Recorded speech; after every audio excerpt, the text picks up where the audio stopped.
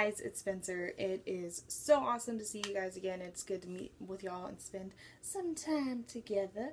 So I know I've been MIA lately. It has been one crazy busy thing after another, and I have been all over the place, from everywhere in the world to what I've been having to do with my daily life, and so on and so forth. So I'm finally getting some time down to sit down and talk to you and have a little one-on-one. So get your tea, get your coffee, get whatever drink you feel like getting, and let's spend a little bit of time together. So let me start off with saying I definitely apologize once again for my setting. I know I said I would have you guys ready now for a pretty one, but it still hasn't happened. Only because I have been, I'm in the process of moving. Yay. And I'm going to tell you a little bit more about that story, but I am in the process of moving, so all my pretty setup isn't ready. So once my pretty setup gets ready, you guys can see the glamour and the glory that is my vision for how these should look. So I'm going to start off by saying, yes, I am moving. It is a wonderful, fun, awesome thing. Said no one. No one ever said that. That's a lie. Don't listen. Moving is stressful. It's very stressful, especially when you've been going through what I've been going through. Moving is very stressful. I've probably moved about 2 times in my whole life. I haven't moved a lot. And when I did, it's when I was younger, and all my parents said was, hey, pack up your stuff, or they'd pack it up for me, and we would head on out, and we were living, and I never had to really worry about anything. So now as an adult, I am having to go through the day-to-day operations of what is moving into a new home. So I know I talked to you guys and I told you that we were having some struggles, or I was having some struggles in December. And it started in late December, and it was coming up until about right now, where I was just dealing with one thing after another. After I lost my job, my health had went down for a little bit. I had some issues there. First I had an abscessed tooth, then I got the flu. Then I found out that my great-grandmother had passed away, and it felt like literally every single week, one thing after another, something was happening. And then we finally found out we were having to move. And this was definitely, I had asked God to get me out of my comfort zone and get my family out of our own comfort zone. And that's exactly what he was doing. That's what he was working on. Sorry about that. No need to worry about it. Okay.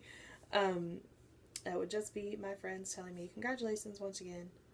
But that's an early thing. Let me get to that in a second. So we had to move. Let's just start there. We had to move. It was time to go. God was getting me out of the comfort zone. He was like, all right, we heading out. Let's go now. We're going to be like, the Beverly Hillbillies. They're going to move up. Move on up. That's the Jeffersons. We was moving, y'all, okay? We was moving. We was mosey on out of here. We was moving. So, it's stressful. I'll tell you first off, first thing we did was we found a house we liked. We're like, oh my gosh, it's beautiful. We love it. We can picture ourselves in this.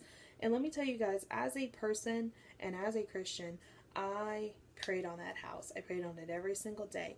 I did a Jesus walk around it. I was like, this is going to be our house in Jesus' name.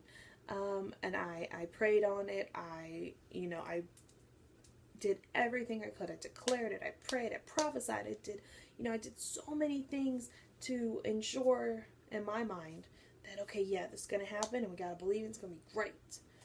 Long story short, we didn't get that house.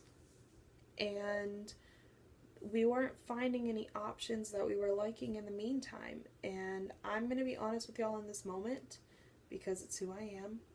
I had a fall moment. I was angry with God.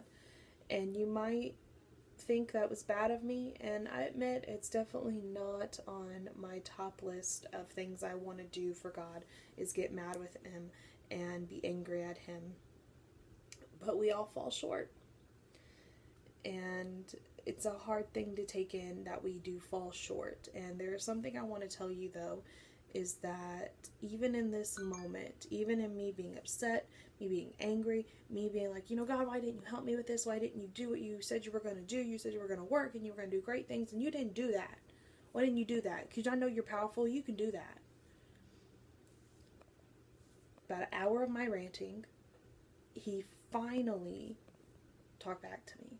And it's because he was letting me get all my stuff out. Because right up front, I want to tell you guys that it's okay to be angry at God. When bad things happen, you know, people may see differently from this. And the word does say it is okay. It opens up a line of communication. No matter what you're feeling, if you're mad, if you're happy, if you're sad, if you're scared, any emotion under the sun that you are feeling, it opens a line where you can talk to God. You can speak to him. Even if you are speaking and you are mad and fuming, you can talk to him. And he doesn't take it out on you because of that. He's not like, oh, you know what, you're not praising me right now. I don't want to hear what you have to say. That isn't the God we serve. We serve a true parent. We serve a father. And parents understand that we're going to get angry and we're going to get stressed and we're going to get tired. He understands that. And he's not going to love you less because of it. If anything, he's probably just happy that you went to him and decided to have a conversation with him instead of just ignoring him and saying, you know what, I'm just not even going to talk to you anymore. He let me have my rant. He let me be angry. And he said, it's going to be okay. Just let me work. It's going to be okay. And I had to trust in that it was going to be okay, that everything was going to be fine, even though it didn't look like it was going to be fine. So we continue on with the house, looking for a house, trying to find one, trying to find different options, still not happy. And so we stumble upon one. Oh, we kind of like this house. It's nice. I dig it. It's working for me. Well, this time around, my praying was a little different.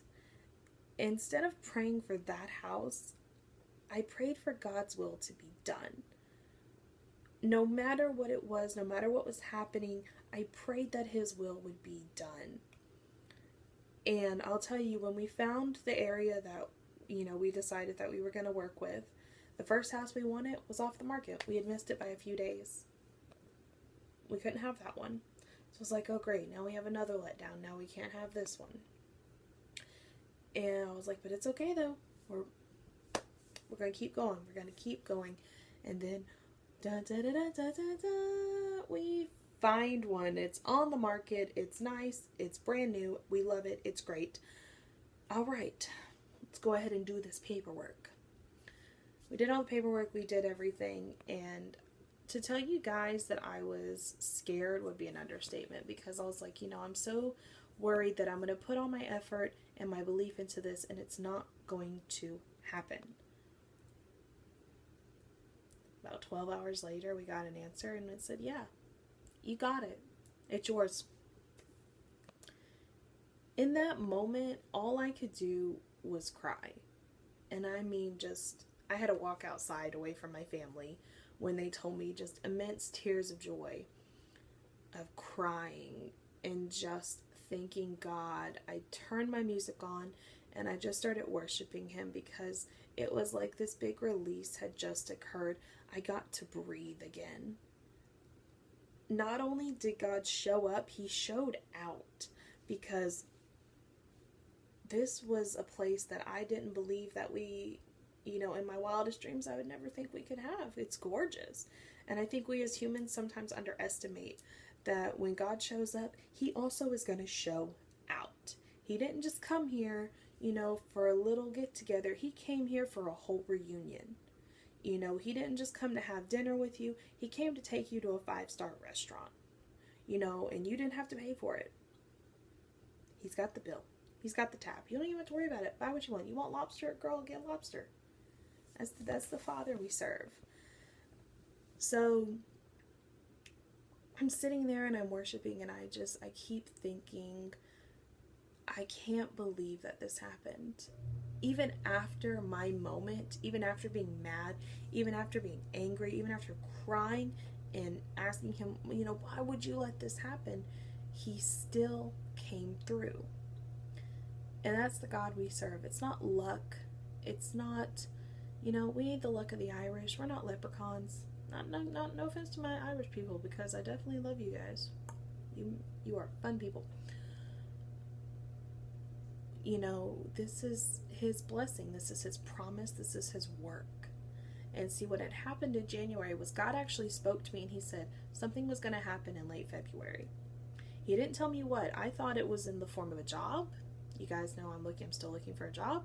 I thought it was in the form of a job. I thought maybe it was a relationship, because even though I'm cool with my singleness, I was like, okay, maybe God's going to come through and give me a man. I thought it would be anything than what was happening in that particular moment. But see, I love that God didn't give me what I wanted. He gave me what I needed. I needed to move. I needed a house. And God gave me what I needed. He didn't give me what I wanted. He gave me what I needed. And that is the God that I serve, that he knows what I need before I even know what I need. And that he still blessed me even when he didn't have to. When I was mad at him and I had my moment, he didn't have to bless me. He could have said, he could have been like when he was with Moses and said, okay, thanks for hitting that rock, but you're gonna have to see this promise somewhere else. You don't get to fulfill it. You don't get to feel it. And you're like, oh great, I get to be left behind? And you have to see that promise instead of being part of that promise. He didn't do that. He showed me love. And that's where also I want you guys to know that it doesn't matter what you do. You could do the gravest of sins. You could do the smallest of sins. He is still going to forgive you, because if he did not, that would be like saying, you know what, the sacrifice of my son on the cross, not enough. Not enough to cover you. And that's never what he says. He sees us beautiful and perfect and pristine, because when he looks at us, he sees Jesus. He sees his perfect and beautiful son who laid his life down for us. That is who he sees when he looks at us. So never think that there's anything that can keep you from the love of God, because there's not. Because he loves his son. And when he loves his son, he loves us. And I'm trying not to cry now. I'm trying not to get emotional, you guys, but that's beautiful. To know that there is literally not one thing that you as a human can ever do to lose the love of your Father. That is amazing. And anyone who tells you that God can't love you for something, or that the mistake you made was so big God can never forgive you, that is a lie from the father of lies himself. That is a lie from Satan, and he is a liar. Never listen to him, because that is not true. It says multiple times that because he loves us and because of his son, he is able to see past our indiscretions, and that his love for us is so deep. And so now you're seeing me in the aftermath. You're seeing me in the glow. You're seeing me when the darkness has finally faded and the light is here. And that's why I didn't want to talk to you guys in between of what was happening, because I wanted you to see the end. Because somewhere in me I knew the end was going to be a good ending, because I serve a Father that is truthful. I serve a good Father who loves me and does everything for my being, and he does everything for my good, just like he does everything for your good. And with that, I want to leave you with this. Romans 8:18. The pain that you've been feeling can't compare to the joy that's coming. Now, I do know that in essence is about, Christ coming back. So the stuff that we're dealing with now doesn't matter, because, the goodness of Jesus is coming. And when he comes back to us and we go home, to our true home with our Father, that it won't even matter. But I feel like that also matters today with us. It doesn't matter, because the pain is there, but the good is coming. And with that, I'm going to leave you guys. I'm going to see you very, very soon. I got some packing to do. I got a beautiful home that I got to decorate. But I promise I'm going to be back soon. And I promise I'm going to spend some time with you. And if you can do me a huge favor, make sure to like, subscribe, share this video if you like it. Also, please do me a huge favor. Go over to my best friend in the whole wide world, Quinn. Go over to her channel. It is called Kingdom Woman. And see her latest video. It is bomb.com. I promise you are going to love it as much as I did, because it actually inspired me to continue to write my book.